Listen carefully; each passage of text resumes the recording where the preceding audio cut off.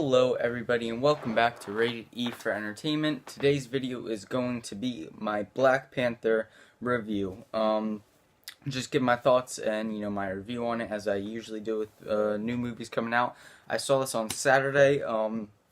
And first things first, I'm going to give my the beginning of the video. I'm going to give my non-spoilers, just a few points on whether or not you should see it.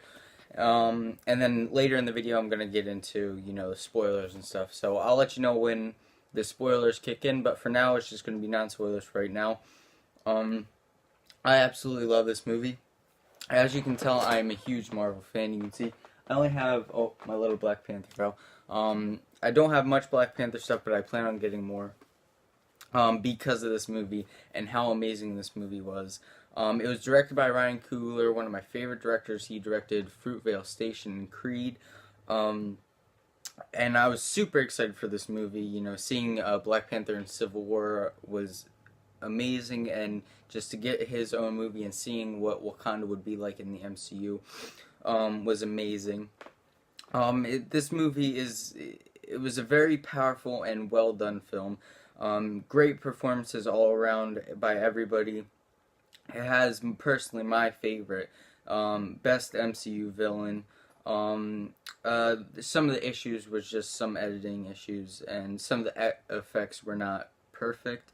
Overall, it was just an amazing film, and I definitely recommend you go out and see Black Panther if you haven't already. But that's it for the non-spoilers. So we're gonna get into spoilers right now. The thing that I love about Black Panther, to start off, is just it feels like its own thing, kind of how the first Iron Man felt. It was its own film. It was definitely connected to the MCU, but it just felt like it was its own thing. It was starting it up.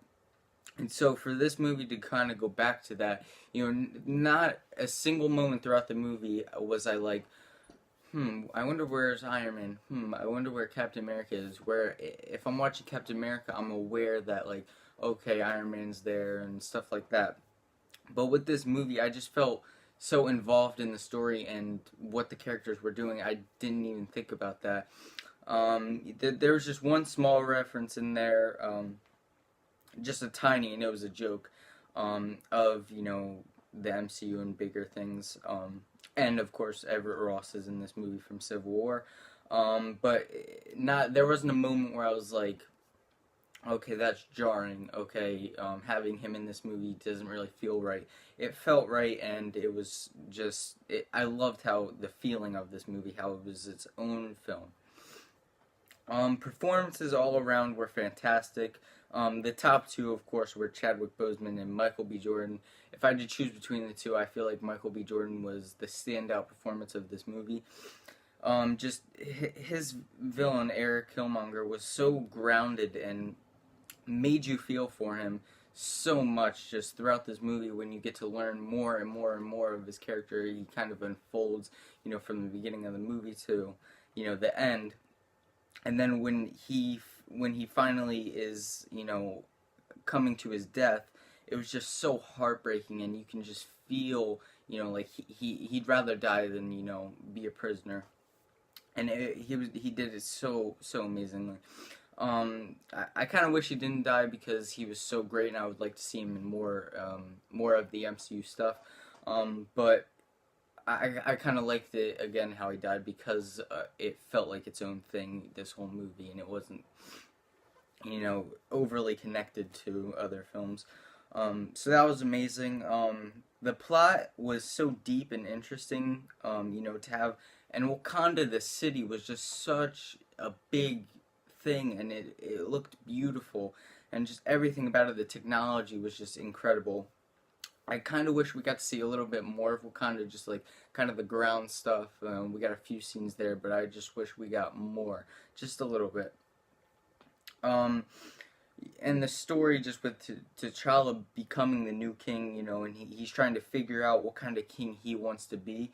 You can just feel how he's trying to figure this out, and what he wants to do.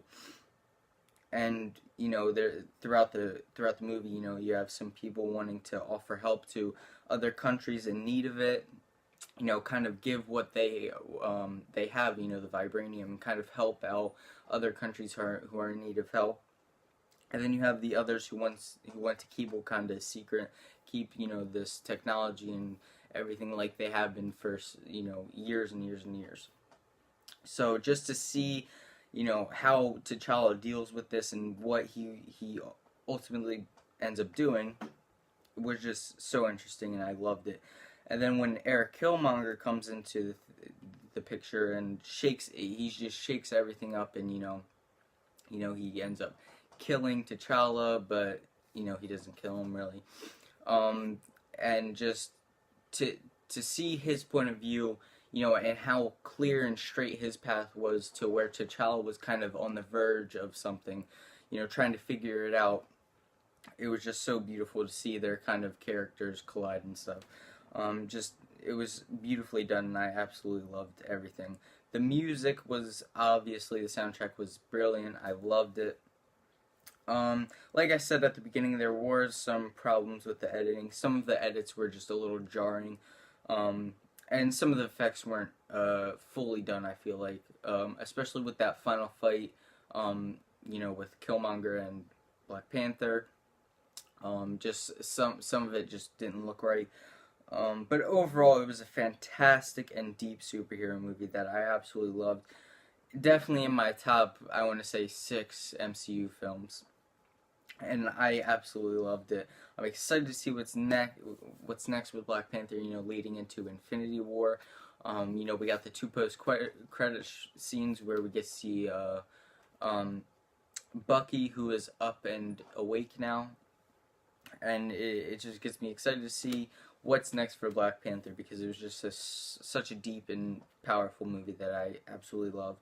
So on my scale, I'm going to give this movie from a very bad, okay, good, great, I'm going to give it a great. I loved Black Panther. Definitely go out and see it if you haven't.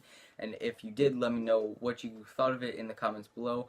You can follow me on Instagram at rated_E_4_entertainment and on Twitter at rated_E1.